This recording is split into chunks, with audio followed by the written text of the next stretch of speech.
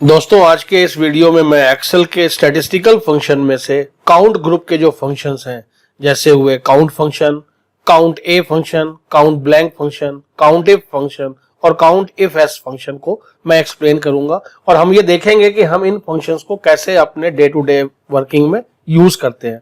दोस्तों एक्सेल में count function group जो है ये बहुत ही ज्यादा यूज होने वाले फंक्शंस हैं, तो इनको आप समझिए और मैं उम्मीद करूंगा कि आपको मैं अच्छे से एक्सप्लेन कर पाऊं। तो चलिए मैं आपको देर नहीं करता हूं, मैं सीधे एक्सेल शीट पर लेकर चलता हूं। दोस्तों काउंट फंक्शन और काउंट ए फंक्शन को बताने के लिए मैंने एक ये सिंपल सा डेटा लिया हुआ है जो हमारे पास 15 रिकॉर्ड्स हैं। इनमें हमारे पास न्यूमेरिकल वैल्यूज हैं, कुछ लॉजिकल वैल्यू है, कुछ टेक्स्ट डेटा है और एक एरर मैसेज भी है, एक एरर का डेटा भी है। तो मैं इस पे आपको पहले ये तीन फंक्शन दिखाऊंगा, काउंट, काउंट ए और काउंट ब्लैंक फंक्शन, कि हम इन्हें कैसे यूज करेंगे। दोस्तों अगर हम कहीं भी इंटरव्यू के लिए जाते हैं जहां हमें एक्सेल से रिलेटेड जॉब करनी है तो उसमें सबसे ज्यादा पूछा जाने वाला एक प्रश्न होता है कि क्या डिफरेंस है काउंट और काउंट ए फंक्शन में। तो दोस्तों इसके लिए सबसे सिंपल जवाब है कि काउंट फंक्शन, जैसा मैंने आपको अपने पिछले वीडियो में बताया था, कि दिए हुए रेंज में ये उन सेल्स को काउंट करता है जिनमें की न्यूमेरिकल वैल्यूज हैं। अगर हम बात करें यहाँ पे न्यूमेरिकल वैल्यूज की, जैसे यहाँ 10 है, 23 है, लेकिन यहाँ लॉजिकल वैल्यू है, तो काउंट फंक्शन इनको नहीं काउंट करेगा, केवल उन सेल्स को काउंट करेगा जिनमें की नंबर है या न्यूमेरिकल वैल्यू है। तो जैसे मैं आपको करके दिखाता हूँ, किसी भी फंक्शन को यूज करने का तरीका, इक्वल साइन से शुरू करना, COUNT काउंट, टैब आप कर देंगे तो भी आपका ये ब्रैकेट ओपन हो जाएगा, या आप ब्रैकेट अलग से भी ओपन कर सकते हैं तो भी चालू सही हो जाएगा। क्या हमें रेंज देना है, तो रेंज हम यहां से लेके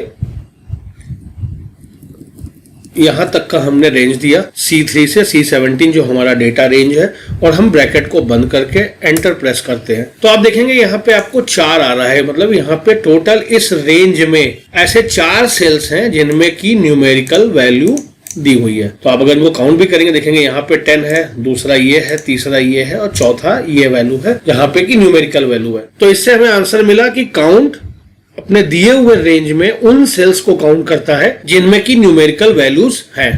इसके अगेंस्ट काउंट ए फंक्शन उन सारे रेंज में, उस पूरे रेंज में उन सारे सेल्स को काउंट करता है जिनमें वैल्यूज हैं, जो ब्लैंक नहीं है, एम्प्टी नहीं है। तो ये नॉन एम्प्टी सेल्स को काउंट करता है, ये केवल उन्हीं सेल्स को इग्नोर करेगा कि जो कि एम्प्टी है। तो मैं आपको करके दिखाता हूं। इक्वल साइन के साथ ही मैंने काउंट ए यूज किया, टैब प्रेस किया और हमने ये यहां से लेके यहां तक का रेंज दे दिया और ब्रैकेट को बंद करके एंटर प्रेस किया। तो आप देखेंगे यहाँ टोटल 15 डेटा है। 15 डेटा में से इसका रिजल्ट आ रहा है 11 कैसे आ रहा है दोस्तों? तो आप देखेंगे यहाँ पे एक ये सेल ब्लैंक है, ये दूसरा सेल ब्लैंक है, इसके बाद ये तीसरा सेल ब्लैंक है और ये चौथा सेल ब्लैंक है। तो 15 में से 4 सेल जो है वो एम्प्टी हैं, इसलिए 4 माइनस करके ये 11 दे रहा है।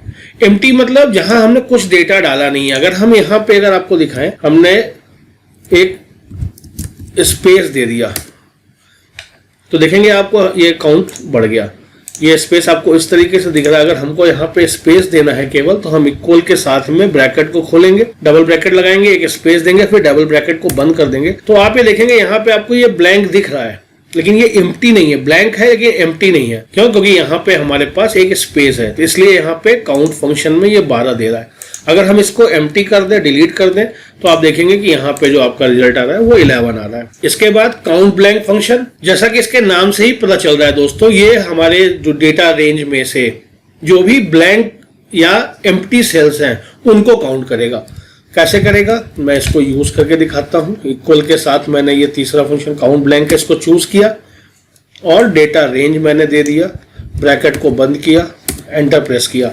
तो आप देखेंगे यहाँ पे 4 ऐसे सेल्स हैं जो कि ब्लैंक हैं। जैसे मैंने दिखाया था आपको, 1 सेल, 2 सेल, 3 सेल और ये 4 सेल। अगर हम इन सेल में कुछ लिख देते हैं, हमने मान लिया यहाँ पे लिखा A, तो आप देखेंगे कि यहाँ पे काउंट ब्लैंक का जो नंबर था वो 4 था, वो घट के 3 हो गया। मतलब हमारे पास अब 3 एम्प्टी सेल्स हैं। दोस्तों काउंट इफ फंक्शन, जैसा कि इसके नाम से ही पता चलता है कि हमें काउंट तो करना है, लेकिन साथ में इफ लगा हुआ है। इसका मतलब किसी कंडीशन को चेक करते हुए हमें काउंट करना है। तो इसके लिए हम क्या करेंगे, काउंट इफ फंक्शन में एक कंडीशन को हम चेक करते हैं और उसके बाद हम उसकी काउंटिंग करते हैं। जैसे मैंने एक ये डेटा लिया हुआ, यहाँ पे डेट है, सेल्स के पर्सन्स के नाम है, कुछ ब्रांड है उनके नाम है और प्रोडक्ट के नाम है कि क्या इन्होंने बेचा हुआ है। इस तरीके का एक ये डेटा मैंने लिया हुआ है। अब इसमें हम ये चेक करेंगे कि टोटल LG ब्रांड के कितनी सेल है। तो हमें ये काउंट करना है कि LG के कितने प्रोडक्ट बिके हैं। तो कंडीशन क्या है कि हमें प्रोडक्ट के काउंट निकालने हैं, लेकिन उसमें कंडीशन होगी कि वो LG के होने चाहिए। तो इसके लिए हम शुरू करेंगे काउंट इफ फंक्शन। तो इक्वल के साथ में मैंने लिखा काउंट इफ, और इसमें आप अगर देखेंगे तो यहां पूछ रहा है कि किस रेंज को काउंट करना है। तो हमें क्या करना है, इस ब्रांड नेम के रेंज को काउंट करना है। इसके बाद हम कॉमा लगाएंगे। अब ये पूछ रहा है क्या क्राइटेरिया है। क्राइटेरिया के लिए हम चाहे तो यहाँ डबल कोट्स के साथ में हम प्रोडक्ट का नाम लिख दें और ब्रैकेट को बंद कर दें। तो आप देखेंगे कि यहाँ दिखा रहा है ये 5 काउंट है, मतलब LG के टोटल जो प्रोडक्ट बिके हैं वो 5 प्रोडक्ट बिके हैं, 1 2 3 4 और ये 5 प्रोडक्ट। तो इस तरीके से हम निकाल सकते हैं। अगर हम इसको थोड़ा फॉर्मूले को चेंज करें और डायनामिक करें, तो हम यहाँ से इसको चेंज किया हमने, और हमने यहाँ पे ब्रांड नेम का दिया हुआ है कि इसको अगर हम सेलेक्ट कर लें। तो क्राइटेरिया में हमने क्या किया, यहाँ ब्रांड नेम जो हम अलग अलग चेंज करके भी निकाल सकते हैं, डायनामिक कर सकते हैं इस फंक्शन को। तो हमने यहाँ पे इस रेंज को, इस सेल को चूज कर लिया कि ये हमारा क्राइटेरिया है। एंटर करेंगे तो आप देखेंगे यहाँ पे आपके 5 दिखा रहा है। अगर हम यहाँ पे प्रोडक्ट का नाम चेंज कर दें, हमने यहाँ लिखा सोनी, तो सोनी के कितने प्रोडक्ट बिके हैं, यहाँ पे दिखेगा सोनी के 4 प्रोडक्ट बिके हैं, 1 2 3 और ये लास्ट में चौथा प्रोडक्ट है। तो इस तरीके से हम काउंट इफ फंक्शन को यूज करते हैं कि हमने एक कंडीशन अगर चेक करना है और एक कंडीशन के हिसाब से हमें काउंटिंग करानी है, तो वहां पे हम काउंट इफ फंक्शन का यूज करेंगे। दोस्तों अगला फंक्शन है काउंट इफ एस फंक्शन। इसको काउंट इफ भी कहते हैं या काउंट इफ एस फंक्शन कहते हैं। इसमें एक से ज्यादा अगर हमें कंडीशन लगानी है उसके हिसाब से हमें काउंट करना है, तो हम यहाँ पे काउंट इफ एस फंक्शन को यूज करेंगे। जैसे हमने यहाँ पे सेल्स काउंट निकालना है, हमने 2 कंडीशन दी हुई हैं कि सेल्स पर्सन का नाम राजेश हो और ब्रांड सोनी हो, तो कुल कितने प्रोडक्ट हमारे बिके हैं, राजेश ने सोनी के कितने प्रोडक्ट बेचे हैं, अगर हम इसको ऐसे कहें तो यहाँ पे हम इक्वल का साइन यूज करेंगे, फंक्शन लगाएंगे काउंट इफ एस, ब्रैकेट को ओपन करेंगे। तो पहला पूछ रहा है क्राइटेरिया रेंज 1। क्राइटेरिया रेंज 1 क्या है कि हम चाहते हैं ब्रांड नेम को यूज करना, हमने इसको सेलेक्ट किया, कॉमा। क्राइटेरिया 1 क्या है, क्राइटेरिया 1 ये है कि ये प्रोडक्ट का नाम है तो ब्रांड नेम यहाँ पे सोनी होना चाहिए, या जो हम यहाँ टाइप करें वो होना चाहिए, कॉमा लगाएंगे। सेकंड क्राइटेरिया क्या रेंज देना है, सेकंड क्राइटेरिया रेंज हमें देना है सेल्स पर्सन के नाम। इसके बाद क्या क्राइटेरिया देनी है, क्राइटेरिया ये देनी है कि सेल्स पर्सन का नाम जो हम यहाँ से उठाएंगे, यहाँ पे जो वैल्यू होगी वो हमारे सेल्स पर्सन का नाम होगा। इसके बाद हम ब्रैकेट को बंद करते हैं और एंटर प्रेस करते हैं। तो आप देखेंगे कि यहाँ पे 2 आपके काउंट आ रहे हैं, मतलब राजेश ने सोनी के 2 प्रोडक्ट बेचे हैं। अगर आप देखेंगे यहाँ पे राजेश सोनी 1 प्रोडक्ट, इसके बाद आप देखेंगे यहाँ पे राजेश को अगर कहीं पर भी राजेश और सोनी ये 2 प्रोडक्ट है। अगर हम यहाँ पे डाल दें सोनी की जगह LG, तो LG के भी राजेश ने 2 प्रोडक्ट बेचे हैं। अगर हम यहाँ पे नाम चेंज कर दें, सुरेश कर दें, तो सुरेश ने LG का 1 प्रोडक्ट बेचा है। प्रोडक्ट का नाम चेंज करें, सोनी लिखा हमने यहाँ पे, तो सुरेश ने सोनी का कोई भी प्रोडक्ट नहीं बेचा है। तो इस तरीके से हम मल्टीपल कंडीशन को यूज करते हैं। चलिए मैं एक तीसरा प्रोडक्ट भी आपको दिखाता हूँ। मैं यहाँ पे LG ले लेता हूँ और इस फंक्शन को चेंज करता हूँ, एडिट करता हूं। यहाँ पे मैं तीसरा कंडीशन लास्ट में लगाता हूं कि अब तीसरा कंडीशन क्या है कि हमें प्रोडक्ट का नाम भी लेना है, और प्रोडक्ट का नाम क्या होना चाहिए वो यहां से मैं उठाऊं। अभी तो ये ब्लैंक है, रेंज हमने ये चूज किया,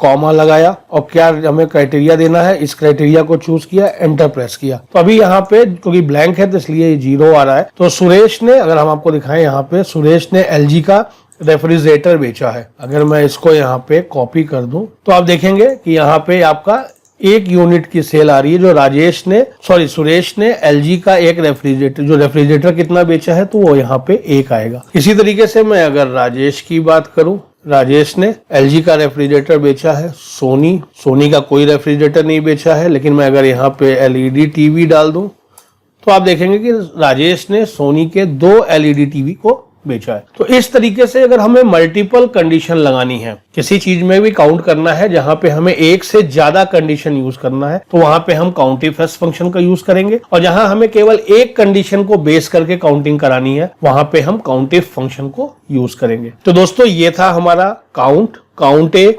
काउंटिफ एस और काउंट ब्लैंक फंक्शन के बारे में इस वीडियो में मैंने आपको बताया। मैं आशा करता हूं कि आपको ये सारे फंक्शन अच्छे से समझ में आए होंगे। इन केस अभी भी आपको कहीं डाउट है, कभी भी कोई क्वेश्चन है, तो आप मुझे मेरे कमेंट सेक्शन में लिखिए, मैं आपको तुरंत उसका जवाब दूंगा और आपके सोल्यूशन प्रोवाइड कराऊंगा। अगर दोस्तों आपने मेरा चैनल अभी तक सब्सक्राइब नहीं किया है तो प्लीज मेरे चैनल को सब्सक्राइब करें, लाइक करें और ज्यादा से ज्यादा लोगों के साथ शेयर करें। थैंक यू दोस्तों।